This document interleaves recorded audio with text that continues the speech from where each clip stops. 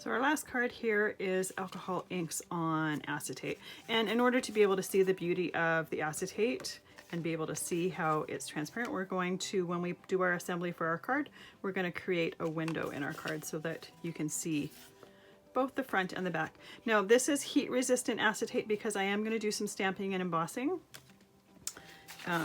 And you do need specific acetate if you want to do that. If you didn't want to emboss, if say you wanted to say stamp with some black permanent ink or whatever and just let it dry, then any acetate will do. You don't need the heat resistant for the alcohol inks, it's just for the embossing. So I'm also going to use the Opal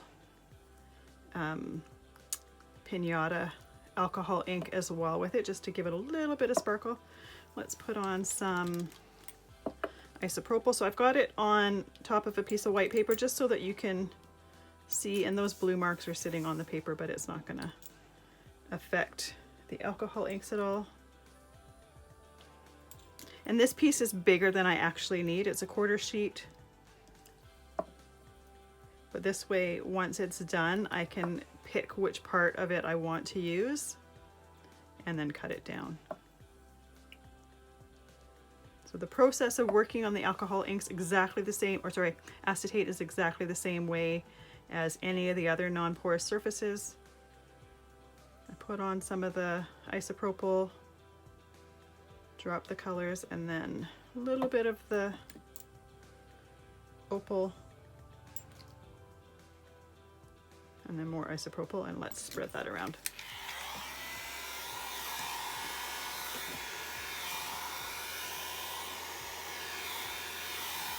And I don't need this to be super dark, so I'm just going to do 1 layer.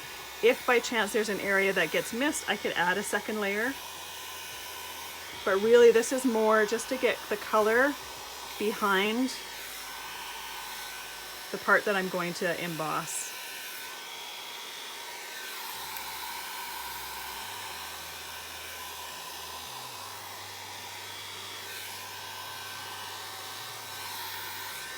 And if any of that alcohol ink goes on the paper, that's totally fine. It's not going to do anything. It's just going to absorb.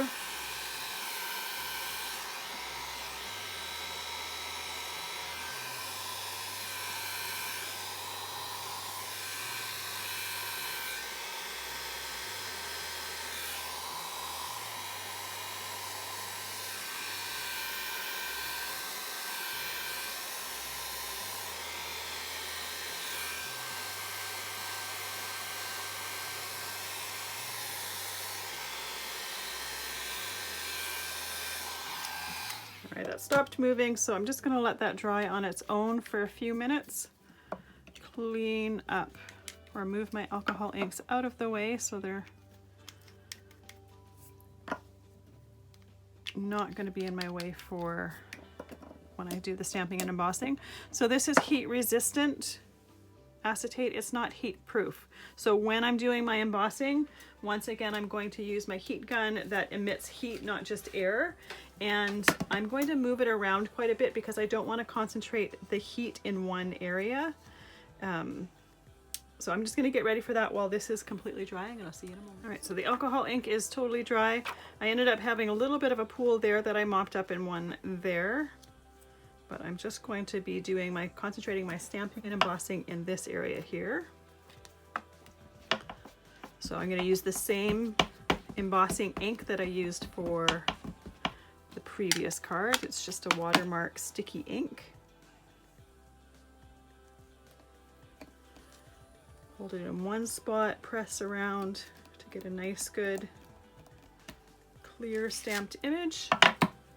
And I am doing the stamping and embossing the opposite side of the alcohol ink. That way I don't have to worry about any of that ink still being a little bit tacky and sticking to the powder.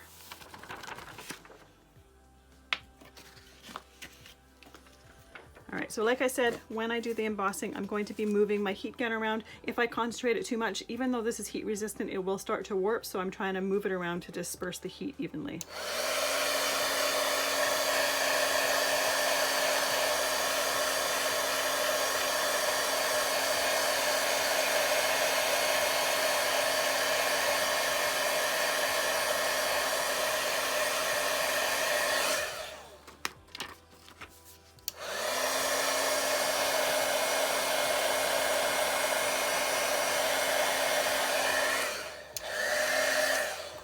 There we go. So you can see it did warp a slight little bit, but that's nothing compared to how other types of acetate would react with the heat gun with the embossing. So we'll see you in the next class or in the next video, and we will put our card together.